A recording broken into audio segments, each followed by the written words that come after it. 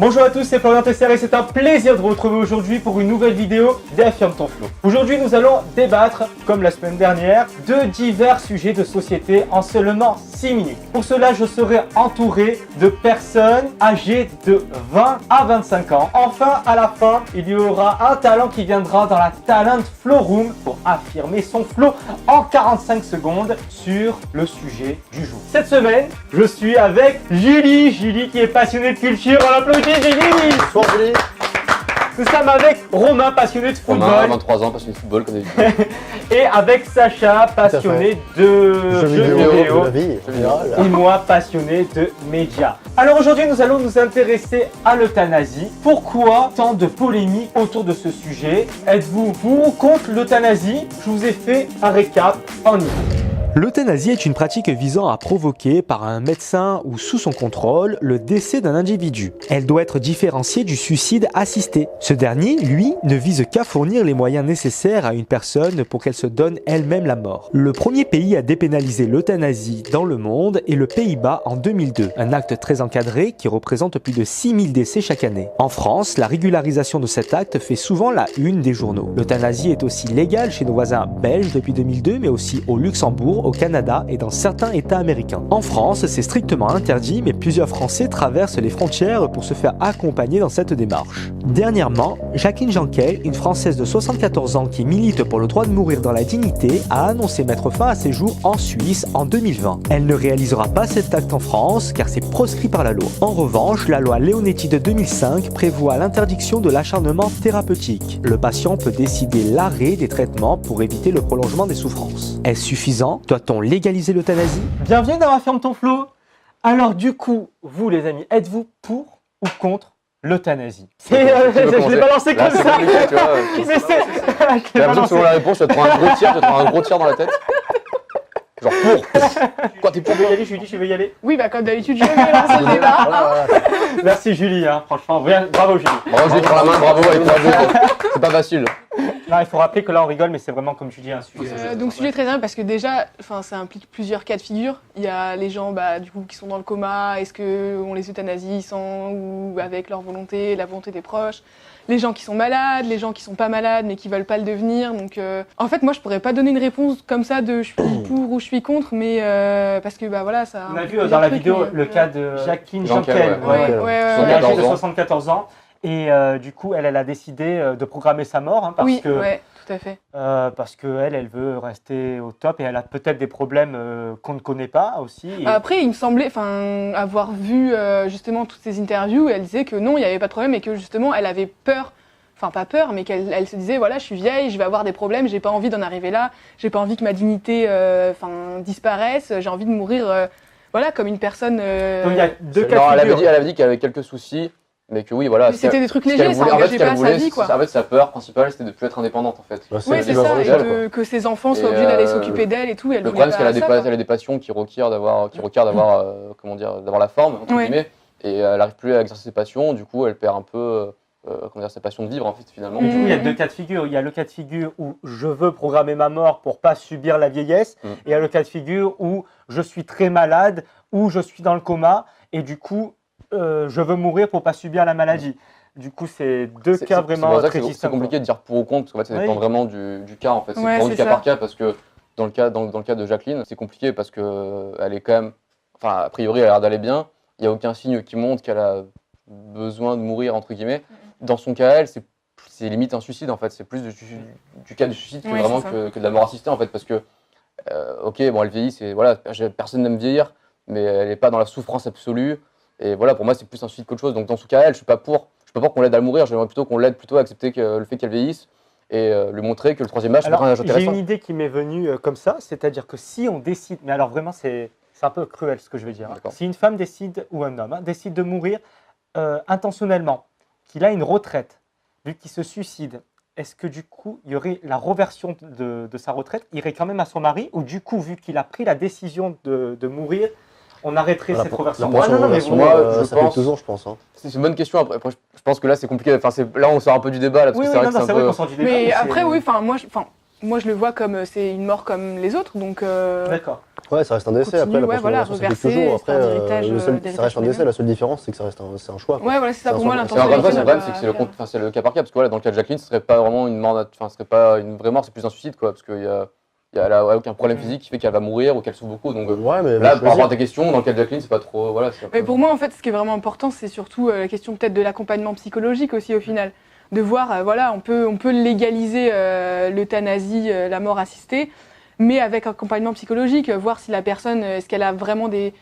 Enfin, c'est horrible de dire ça, mais des vraies raisons de mourir. Après, voilà, ça dépend de chaque personne. Est-ce que ça doit être aussitôt? Est-ce que ça peut pas être repoussé un peu plus tard? Pourquoi? Enfin, je crois que Jacqueline le disait sur la vidéo, je crois, il y a un suivi qui est fait justement. Oui, il me semble aussi, suivi, tu vois. Donc, après, je pense que c'est vraiment ça aussi qui doit faire partie du processus. Est-ce que la France ne ferme pas un peu les yeux parce que finalement, elle interdit ce fait, mais finalement, si les personnes sont vraiment motivées, ils vont du coup à l'étranger, ils ont juste à franchir la frontière, en Suisse, en Belgique. Donc, Puis je pense qu'il y a des cas même qui sont faits en France par des médecins, voilà, qui le font un petit peu. Ça reste des questions de responsabilité après, je pense. Hein. Oui, ils le savent de toute façon. Vous, si ça arrivait dans votre famille, ou vous personnellement, est-ce que si vous étiez malade, vous voudriez... Moi, je pense, à un moment, quand t'as plus d'issue et que tu vois que t'es dépendant de toute ta famille pour faire le moindre mouvement, enfin, t'as juste déjà pas envie de faire subir ça à tes proches. Et t'as envie, voilà, de partir en étant une personne digne et voilà, qui tient toujours debout, qui a toujours toute sa tête, et t'as envie que les gens se souviennent de ça, de toi, et pas de quelqu'un de complètement plus en aucune possession de ses moyens. Après, c'est dommage que tu veux laisser à tes proches aussi, tu vois. Après, ça reste un choix personnel et tout, ça dépend du cas de chacun, comme on disait, et puis ça dépend de la morale aussi de toi, de ta famille autour de toi. Oui, une question de valeur, etc. Moi, je suis pas malade, donc je peux pas te dire si j'ai envie de mourir ou pas. Je pense qu'à la place justement de Jacqueline, là, j'aurais pas pris la décision de mourir aussitôt, tu vois. J'aurais peut-être attendu que mon état se dégrade un peu plus. Mais c'est vrai que je pense qu'il y a des cas. C'est encore l'appréciation de chacun, Je trouve ça courageux. Je pense qu'il y a des cas, c'est vrai que par exemple, ils ont peut-être pas envie de culpabiliser, enfin de faire entre guillemets que ce soit la famille qui les gère. Et du coup, ils sont coupables par rapport à ça, tu vois, parce qu'ils sont un peu inutiles, tu vois. Pour moi, c'est plus psychologique, c'est peut-être de leur parler, de leur montrer qu'ils sont pas inutiles, que leur montrer que même s'ils sont vieux, ils peuvent apporter plein de choses à la jeunesse, tu vois. Peut-être. Après, pour rebondir dessus, ça pose aussi la question des maisons de retraite, des hôpitaux, etc. Je sais pas si vous avez vu, mais il y a un super reportage il y a quelques semaines ou quelques mois sur France 2 sur les EHPAD. Ouais. Mais c'est ça, c'est une catastrophe. Quand tu vois ça, tu as envie de te dire, mais je préfère que mon grand-père ou mon grand-père meure. Et après, il y a un autre truc, c'est que quand on va m'entendre dire ça, on va me dire, mais du coup, pourquoi tu ne vas pas voir ton grand-père ou ta grand-mère au lieu de les laisser dans cet EHPAD. Donc en fait, c'est vrai qu'il y a un problème d'assistance aux personnes âgées, je pense aussi, dans notre pays et dans notre culture surtout. Oui, c'est ça, c'est vrai. Donc après, la solution est là. C'est sûr que je pense qu'il faut réinvestir dans ces EHPAD, dans ces hôpitaux. Oui, parce que là, c'est vrai que le problème sont les centres de retraite comme ça. C'est vrai que quand tu vois ça, t'as pas envie de vivre là-dedans. Enfin, t'as pas envie de faire ta vie là-dedans. Puis t'as pas envie de mettre tes grands-parents, tes parents dedans. Après, ils sont pas tous comme ça. Ça reste des cas qui font parler, mais ça reste quand même au niveau des EHPAD. Ouais, je pense. Ouais, c'est quand même assez général pour avoir des amis qui travaillent dans la santé. C'est pas joli, ouais. Bon, du coup, Julie, pour ou contre l'euthanasie? Plutôt pour, mais avec accompagnement psychologique et amélioration des suivis de santé. Romain? Franchement, c'est très dur de trancher. Je dirais, ça dépend des cas, encore une fois. Je dirais plutôt pour, parce que si vraiment on peut plus rien faire, c'est pour, mais si vraiment on a vraiment tout essayé, que vraiment on a vraiment essayé de convaincre la personne de ne pas le faire, et si vraiment on n'y arrive pas, qu'il n'y a vraiment aucune issue, au bout d'un moment, oui, on va y aller, quoi. On n'a pas le choix. Ça sonne. Ouais. Mais juste ton avis, Sacha, vite fait. Moi, je suis pour. Tu es pour? Non, je suis complètement pour moi. Et puis moi, écoutez, je suis vraiment du même avis que Julie, c'est-à-dire que si c'est de l'acharnement thérapeutique, je dis vraiment non. Je suis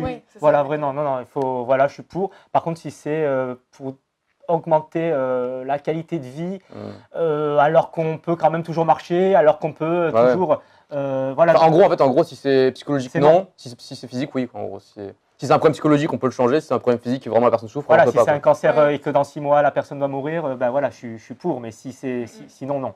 Voilà les amis, le débat était encore une fois très riche. Je vous remercie beaucoup. Bravo.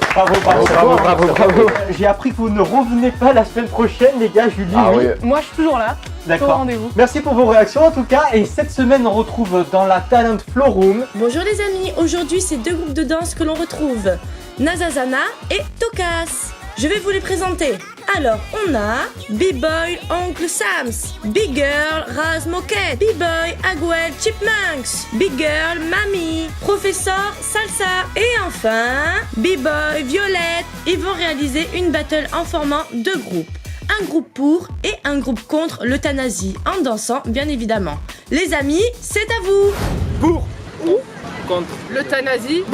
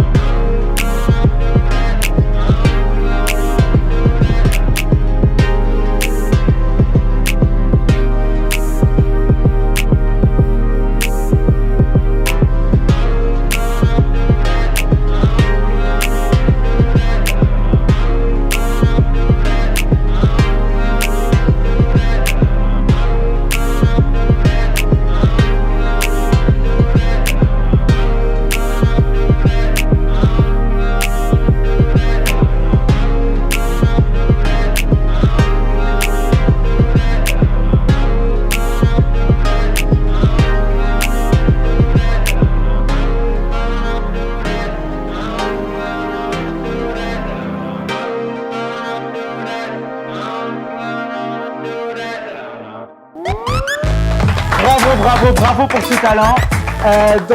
Non, franchement, félicitations parce qu'il faut avoir du talent pour faire ça. C'est vrai. Alors, les amis, n'hésitez pas à commenter et à nous dire ce que vous en pensez. On se retrouve la semaine prochaine. Alors du coup, ni avec Sacha, ni avec Romain, il nous faut une infidélité. Ouais, non, on peut pas venir. Mais toujours avec Judy, donc on retrouvera de nouvelles personnes. En attendant la semaine prochaine, on se retrouve sur les réseaux sociaux. Facebook, Twitter, Snapchat et Instagram. T'as dit Twitter ou pas? J'ai dit Twitter. Ah, maintenant, les amis, n'oubliez pas, peu importe ce que pensent les autres, affirme ta créativité. Les amis, merci de vous abonner de plus en plus sur YouTube. Ça monte doucement, mais ça monte et ça fait vraiment plaisir. Et puis je vous mets également 2 autres vidéos. La dernière vidéo qui a été mise en ligne et une vidéo que j'ai spécialement sélectionnée pour vous. À très vite les amis.